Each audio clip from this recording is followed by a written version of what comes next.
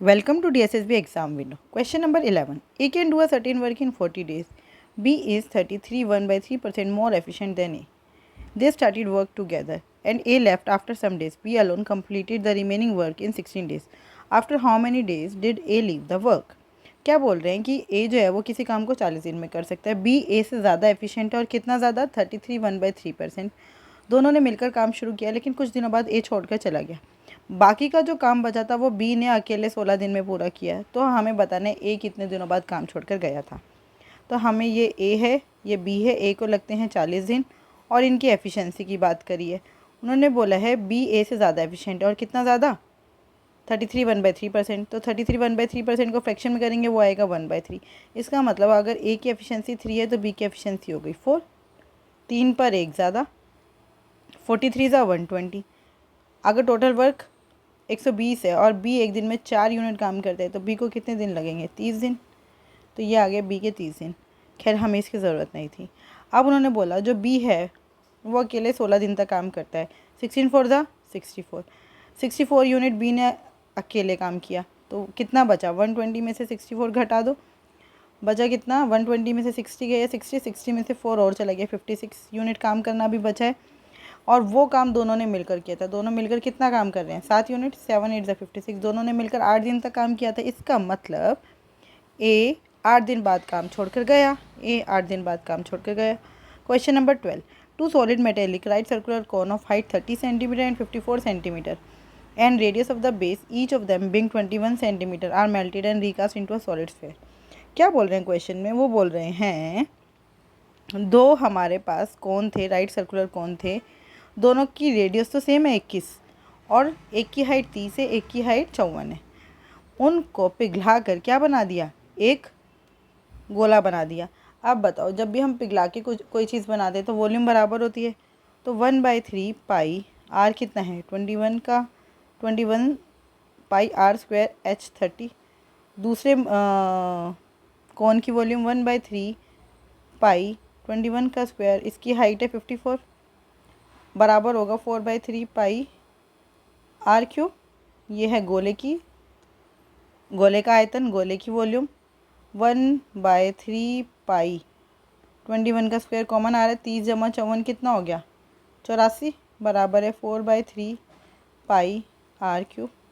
पाई से pi cut गया, 3 से 3 कट गया, 4 1 ज़ा 4, 4 21 ज़ा 84। आर कितनी आ गई, आर बराबर 21 आ गया क्योंकि 21 का क्यूब बन चुका है। अब अगर आर की वैल्यू 21 आ गई तो हमसे सरफेस एरिया पूछा है स्फीयर का और आंसर देखो पाई में। सरफेस एरिया क्या होता है, 4 पाई आर स्क्वायर। तो 4 पाई आर कितना है, 21 का स्क्वायर मतलब 441। तो कितना हो गया, 4 1 ज़ा 4, 4 4 ज़ा 16 का 1, 4 4 ज़ा 16 17, 1764 पाई। 1764 पाई is the right answer. Question number 13. If the 5-digit number 688xy is divisible by 3, 7 and 11, then what is the value of 7x minus 2y upon में 3x plus 2y? इसकी वैल्यू निकालनी। इसमें मतलब हमें x और y की value पता होनी चाहिए। तो पहले आप देखो 3 और 11 से, 3 और 11 से। 3 के लिए क्या है, सम ऑफ डिजिट 3 से डिविजिबल होना चाहिए। 8 और 8 16, 16 और 6 22, 22 जमा एक्स जमा वाई 3 से डिविजिबल होना चाहिए। तो x जमा वाई, अब ये याद रखो x की मैक्सिमम वैल्यू 9 हो सकती है और y की भी मैक्सिमम वैल्यू 9 हो सकती है क्योंकि ये दोनों डिजिट है। क्या है ये, डिजिट। इसका मतलब 3 के टेबल में क्या आता है, 22 के बाद 24। इसका मतलब x प्लस वाई 2 हो गया। 2 के बाद 2 और 3 5 भी हो सकता है क्योंकि 22 और 5 27 हो गया। फिर 5 और 3 8 भी हो सकता है और 8 3 11 भी हो सकता है। 11 और 3 14 भी हो सकता है। 14 और 3 17 भी हो सकता है। 17 के बाद कुछ नहीं हो सकता। ये सारे नंबर हो सकते हैं। अब 11 से देखते हैं तो क्या होगा, 6 + 8 + वाई, 14 जमा वाई घटा में 8 जमा एक्स, 6 + वाई माइनस एक्स। ये क्या होगा, ये 11 से डिविजिबल होगा। तो इसका मतलब या तो ये Y minus X, Y minus X या तो बराबर हो -6 के, या फिर वाई माइनस एक्स बराबर हो 5 के। आ रही है बात समझ, या तो वाई माइनस एक्स बराबर है -6 के क्योंकि अगर 0 होगा तो भी 11 से डिविजिबल हो जाएगा, या अगर 5 होगा तो भी। और अब हमारे पास x प्लस वाई और y माइनस एक्स की वैल्यूज़ आ गई। अब देखो y माइनस एक्स की और कोई वैल्यू नहीं हो सकती, क्योंकि अगर ये 6 और 5 11 हो गया, 11 के बाद कौन सा नंबर आता है 11 की टेबल में 22, तो y माइनस एक्स 22 नहीं हो सकता, क्योंकि y की वैल्यू मैक्सिमम 9 हो सकती है। और मतलब अगर x की वैल्यू 9 है तो y की वैल्यू तो 2 डिजिट हो जाएगा, और ये तो सिंगल डिजिट नंबर है ना x और y। तो अब ये नंबर्स आ गए। अच्छा, x प्लस वाई 2 नहीं हो सकता, x प्लस वाई 5 भी नहीं हो सकता, है ना, क्योंकि हमें यहाँ पे पता चल रहा है y माइनस एक्स या तो -6 है या 5 है, तो ये दोनों तो आंसर हो नहीं सकते। अगर x प्लस वाई 8 है और y माइनस एक्स -6 है, तो क्या वैल्यू होगी इन दोनों का यूज़ करके? अच्छा, 8 और 6 को ही यूज़ कर सकते हैं, 8 और 5 को यूज़ करेंगे तो क्या होगा, 8 और 5 13, 13 हो जाएगा। 13 को 2 से डिवाइड करूँगी तो वैल्यू हमारी पॉइंट में आएगी, डिजिट्स हैं, डिजिट पॉइंट में थोड़ा ना हो सकते हैं, इसलिए ओड वाला ओड के साथ पेयर बनाएगा, इवन वाला इवन के साथ। इतनी बात समझ आ गई? तो एक तरह से ये y प्लस एक्स है, y प्लस एक्स अगर 8 है और y माइनस एक्स -6 है, तो x की कितनी वैल्यू आई, 2y, x से x कट गया, 2y बराबर हो गया 2, y की वैल्यू आ गई 1 और x की वैल्यू आ गई 7। तो ये दो वैल्यूज़ आ गई। अब 11 को किसके साथ कंपेयर करेंगे, 5 के साथ, 11 और 5 16, तो y की वैल्यू आ गई 2y बराबर 16, तो y की वैल्यू आ गई 8। अगर y की वैल्यू 8 है तो x की वैल्यू कितनी हुई, y प्लस एक्स, अगर 11 y की वैल्यू 8 है तो x की वैल्यू कितनी हुई, x बराबर 3। ठीक है। अच्छा, अगर y प्लस एक्स 14 है, 14 और 6 को कंपेयर करेंगे, 14 घटा 6 कितना हो गया 8, तो y की वैल्यू आ गई 4। अगर y 4 है तो x हो गया 10, ये तो पॉसिबल ही नहीं है ना। ऐसे अगर 17 लेंगे इसमें भी गड़बड़ हो जाएगी, 17 और 5 22, y की वैल्यू आ गई 22, मतलब 2y की वैल्यू आ गई 22, y बराबर 11। अरे भाई सिंगल डिजिट नंबर हैं ये, तो ये हो ही नहीं सकते। हमारे पास x और y की दो वैल्यूज़ आ गई, एक 1 7 और एक 8 3। अब हम लिख लेते हैं, ये हो गया 6 8 8, x की वैल्यू 7 1 और 6 8 8 3 8।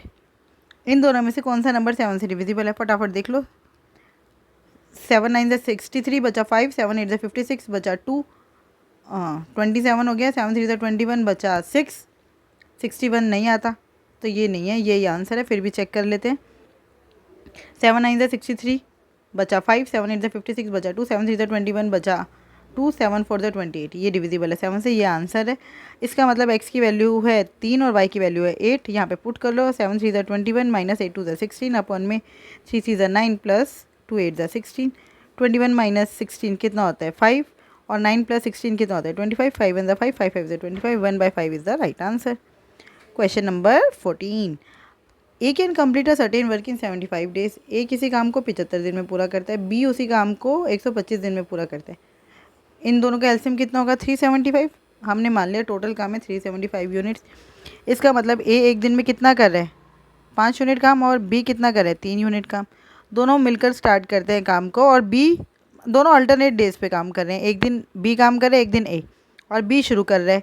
तो 2 दिन में 2 डेज़ में कितना काम हो रहा है, 5 और 3 8 यूनिट, 8 यूनिट काम 2 दिन में। तो 375 के टेबल में 8 के आसपास क्या आता है, 375 बाय 8 कर लो, 8 4 ज़ा 32 बचा कितना 3, बचा कितना 5, 8 7 ज़ा 56 होता है, तो ये बचा 8 6 ज़ा, है ना, तो इंटू 46, तो ये हो गया 6 टू द 12 92 डेज़ में, 92 डेज़ में कितना काम हो चुका है। 8 6 ज़ा 48 का 4 या 8 4 ज़ा 32, 368 यूनिट काम हो चुका है। और कितना यूनिट काम बचा है, 7 यूनिट काम बचा है। अब आएगा बी आएगा, तो एक दिन में 1 डे में कितना काम करेगा 3 यूनिट। बी आएगा एक दिन में 1 यूनिट काम करेगा। 93 डेज़ में कितना काम हो गया 371 यूनिट। अभी भी 4 यूनिट काम रह गया। अब वो 4 यूनिट काम कौन करेगा, ए करेगा। ए एक दिन में 1 डे में करता है 5 यूनिट काम, तो 4 यूनिट काम करेगा 5 उल्टा लिखो इसको तब समझ आएगा। 5 यूनिट काम करने में लगते हैं 1 डे, तो 4 यूनिट काम करने में कितना टाइम लगेगा 1/5 इंटू 4 मतलब 4/5। 93 डेज़ 4/5, 93 पूरे पूरे दिन, और लास्ट वाले डे का मतलब 94th डे का 5 में से चौथा हिस्सा 93 4/5 is the right answer. Question number 15, ये कैसे करेंगे, हमें पता है ये ऑफ है, ये सबसे पहले होगा, ये ऑफ है, ये सबसे पहले होगा। 3/8 इंटू 5/4, ये डिवाइड है, इसको मल्टीप्लाई में बदल दो। अब लेकिन ये दोनों पहले मल्टीप्लाई होंगे तो इसका मतलब ये दोनों इकट्ठे उल्टे हो जाएंगे। अब 16 इंटू 5 अपॉन में 5 इंटू 2, ठीक है, प्लस 1/4 माइनस 7 टू द 14 और 1 15/2। अब ये डिवाइड है, मल्टीप्लाई करेंगे जैसे ही तो ये दोनों इकट्ठे उल्टे होंगे, है ना, क्योंकि ये दोनों एक ही नंबर है। अब ऑफ है तो मतलब पहले इसको मल्टीप्लाई करना है। 3 3 ज़ा 9, सॉरी 4 3 ज़ा 12 और 3 15/4, 15/4। तो ये कितना हो गया, 4 इंटू 5/15 इंटू 2, ठीक है। 15 से 15 कट गया, 2 2 ज़ा 4 से 4 कट गया। अब ये इसमें देखो क्या क्या कट रहा है, 5 से 5 कट गया, 2 8 ज़ा 16, 8 से 8 कट गया, ये हो गया 3 5 ज़ा 15/4 प्लस 1/4 माइनस 5। 15 और 4 कितना होता है, 16/4 मतलब 4 माइनस 5 कितना आया, -1। -1 is the right answer. Question number 16, the driver of a car moving at 80 kilometre per hour locate a bus 120 metre ahead of the car going in the same direction. उसने देखा, जो ड्राइवर है car का, और car की speed से चल रही है 80 किलोमीटर पर आवर की स्पीड से, और उसने देखा कि जो बस है ना वो उससे 120 मीटर आगे थी। 50 सेकंड बाद उसने देखा बस उससे अब 180 मीटर पीछे है। तो टोटल कितना हो गया डिस्टेंस, 120 से 180 कितना डिस्टेंस हो गया, 300 मीटर। टाइम कितना लगा, 50। 300 मीटर का डिस्टेंस कवर किया कार ने, टाइम कितना लगा, 50 सेकंड। तो ये हो गई स्पीड। अब लेकिन ये किसकी स्पीड आई है, ये आई है हमारी इफेक्टिव स्पीड, क्योंकि बस भी तो मूव कर रही है, बस कौन सा खड़ी है। इफेक्टिव स्पीड कैसे निकालेंगे, सेम डायरेक्शन है। मान लिया हमारी जो स्पीड ऑफ बस है वो x है। अब आप बताओ दोनों में से किसकी स्पीड ज़्यादा है, बस की या कार की। कार ने बस को पीछे छोड़ दे, कार की स्पीड ज़्यादा है तो 80 माइनस एक्स लिखेंगे। और ये हमारा किस में है, किलोमीटर पर आवर में। एक्स को भी हमने किलोमीटर पर आवर में माना है, तो 5/18 से मल्टीप्लाई कर देंगे मीटर पर सेकेंड में चेंज करने के लिए, बस हो गया। 5 6 ज़ा 30, अब ये 18 आ गया, 18 6 ज़ा 108, 8 5 ज़ा 400 माइनस 5x, 5x इधर आ गया, 400 माइनस 108 कितना हो गया, 3। 400 में से 100 गया, 300, उसमें से 8 और घटा तो 292। 5 इधर डिवाइड में आया, 292/5, 5 1 ज़ा 5, 5 5 ज़ा 25, बचा कितना 4, 5 8 ज़ा 40, बचा कितना 2, 5 4 ज़ा 20, 58.4 is the right answer, 58.4। Question number 17, देखो ये बहुत इंपॉर्टेंट है, हर पेपर में ये वाला क्वेश्चन आया है। इसमें बोला है profit is equals to income minus expenditure, और हमें पता है प्रॉफिट क्या होता है, एसपी माइनस सीपी। तो इनकम को आप मान लो एसपी, एक्सपेंडिचर को आप मान लो सीपी, और प्रॉफिट का फार्मूला भी यही होता है, एसपी माइनस सीपी अपॉन में सीपी, ठीक है।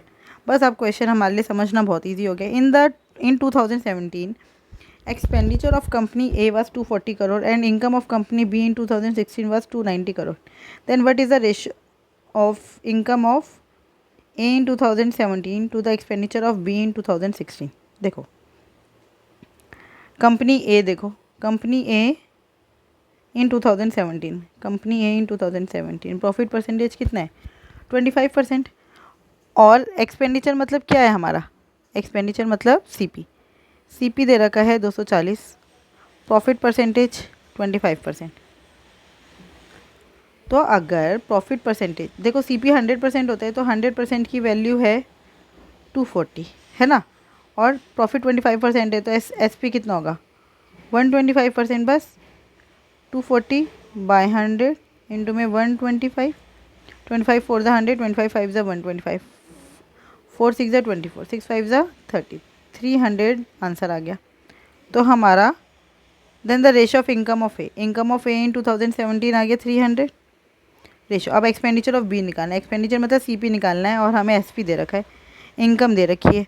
अब 2016 में बी की इनकम कितनी है 45, अगर बी की इनकम 45% है तो एसपी कितना हो गया, एसपी हो गया 145%। ये हमें दिया है 290, हमें 100% सीपी निकालना है, 100% हो जाएगा 290 अपॉन में 145 इंटू में 100, बस 145 1 ज़ा 145, 145 2 ज़ा 290, साफ साफ दिख रहा है ये तो 200। 200 आ गया expenditure of B in 2016, ratio आ गया 3:2, 3:2 is the right answer. Question number 18, the price of rice increases from ₹45 per kg to 63। देखो ये प्राइस है, ये 45 था, अब 63 हो गया, तो क्वांटिटी जो है वो 20% घट गई। 20% मतलब 1/5, मतलब अगर पहले क्वांटिटी 5 थी तो अब 4 ही रह गई, तो एक्सपेंडिचर क्या हो गया, P इंटू क्यू। 5 5 जो 25 का 2, 5 4 जो 20 और 2 22। पहले एक्सपेंडिचर 225 रुपये कर रहे थे, तो अब कितना करें, 4 3 जो 12 का 1, 6 4 जो 24 और 1 25, 252। एक्सपेंडिचर कितना बढ़ा, 27 रुपये, किस पर, 225 पर, यही पूछा है हमसे। इंटू में 100%,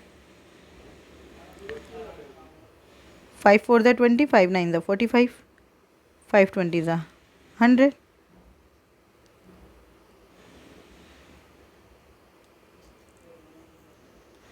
देखो 49 लिख दिया, कैसे पता ही नहीं मुझे भी। 5 4 जो 20, बचा कितना 2, 5 5 जो 25, फिर 5 4 जो 20, 5 9 जो 45, 9 3 जो 27, 3 4 जो 12%, 12% is the right answer. Question number 19, solution A B and C contain acid and water in the ratio 3:2, 11:4 and 7:3। ये ए है, ये बी है, ये सी है, यहाँ पे एसिड, यहाँ पे वाटर, 3:2, 11:4 और 7:3। अच्छा, अगर इस क्वेश्चन को हमें थोड़ा इजी करना है तो हम क्या करेंगे, इनका सम सेम कर लेते हैं। ये है 5, ये है 15 और ये है 10। 5 10 और 15 का एलसीएम कितना होता है, 30। तो इसको ये 5 है, 5 6 30, पूरे को 6 से मल्टीप्लाई कर दो, ये कितना हो गया, 2 से मल्टीप्लाई कर दो, और ये है 3 से मल्टीप्लाई कर दो, तो ये कितना हो गया रेशो, 6 3 18, 6 2 12, 11 2 22, रेशो 4 2 8, और 7 3 21, रेशो 3 3 9। ये हो गया अब एसिड और वाटर का रेशो, टोटल सेम है। अब यहाँ से हमने कितना निकाला है, 3 लीटर, यहाँ से हमने कितना निकाला है, 5 लीटर, और यहाँ से हमने कितना निकाला है, 4 लीटर। ये सब निकालने के बाद हमने 4 लीटर पानी और डाल दिया। तो आप देखो 3 लीटर अगर हमने निकाला है तो उसमें एसिड कितने हैं, 18/30, और ये हो गया एसिड, और वाटर कितना है, 3 गुना में 12/30। ऐसे ही है सब में। इन सबको 3/30, मतलब इसको 3 से मल्टीप्लाई कर दूँगी, इसको 5 से और इसको 4 से, और सबके नीचे 30 30 लगा दूँगी क्योंकि सेम है। तो ये हो गया 18 3 ज़ा 54, 22 5 ज़ा 110, और 21 4 ज़ा 84। और यहाँ पर कितना है, 12 3 ज़ा 36, 8 5 ज़ा 40, 9 4 ज़ा 36। यही है, ऐड कर दो, ये कितना हो गया, 4 4 8, 5 और 1 6, 8 6 14 का 1, 248, और यहाँ पे कितने, 6 6 12 का 1, 4 4 8 8 3 11, 112। लेकिन यहाँ पे क्या किया, अभी दोनों के नीचे 30 है भाई, और ये रेशो में चल रहा है, यहाँ पे 4 लीटर पानी और डाल दिया। अब 30 से 30 कैंसिल करने से पहले मुझे एलसीएम लेना पड़ेगा ना। और ये 30 कहाँ से आया, ये जो हमने इक्वल किया था, यहाँ पे मैंने बताया भी है, ऐसे है ये 3 लीटर में से जब हम एसिड और वाटर निकालेंगे अलग अलग, तो 3 × 18/30 एसिड होगा, 3 × 12/30 वाटर होगा। ऐसे 22 और 8, तो 5 लीटर जब ये निकाल रहे हैं हम, तो 22/30 एसिड होगा, और 25 × 8/30 कितना होगा, वाटर। ऐसे निकल रहा है ये। एलसीएम ले लो, 248/30, रेशो 112 प्लस 120/30, 30 से 30 कट गया, 248, रेशो कितना हो गया, 2 का 2, 3 का 3, 2 का 2, 232, 248 रेशो 232। अब दोनों को हम क्या कर देते हैं, कैंसिल आउट कर देते हैं। इन दोनों के बीच का डिफरेंस देखो, आपको दिख रहा है कितना आ रहा है। चलो पहले इसको हम किससे काट लेते हैं, 8 से काट लेते हैं। 8 3 ज़ा 24, 8 1 ज़ा 8, 8 2 ज़ा 16, बचा कितना, 7 8 9 ज़ा 72, 31 रेशो 29 आ गया, 31 ratio 29, 31 ratio 29 is the right answer. चलिए अब ये वाला क्वेश्चन देखते हैं। ये देखो फिर से आ गया है, ये बहुत इंपॉर्टेंट है, बहुत पेपर में ये सेम क्वेश्चंस आए हुए हैं इनकम एंड एक्सपेंडिचर के। सेम वही है, इनकम को हम मान लेते हैं एसपी, एक्सपेंडिचर को हम मान लें सीपी। तो अगर सीपी 100% है तो एसपी कितना होगा, प्रॉफिट अगर 10% है तो एसपी हो जाएगा 110%। ऐसे ही होता है ना, तो बस इसी चीज़ को दिमाग में रखना है। अब उन्होंने बोला in 2019 if the total income of both the company was 267 crore and the ratio of the expenditure of company A to that of B. देखो एक्सपेंडिचर मतलब सीपी का रेशो है ए और बी का 2:1, तो मैं इसको 200 और इसको 100 ले लूँ। अगर सीपी का रेशो 200 और 1 है ना, इनकम एक्सपेंडिचर मतलब सीपी सीपी का रेशो 200 रेशो 100 है, तो इनकम का रेशो क्या होगा 2019 में ये 35 और ये 55, तो एसपी हो जाएगा ए का 200 इंटू में 155% मतलब नीचे 100 रेशो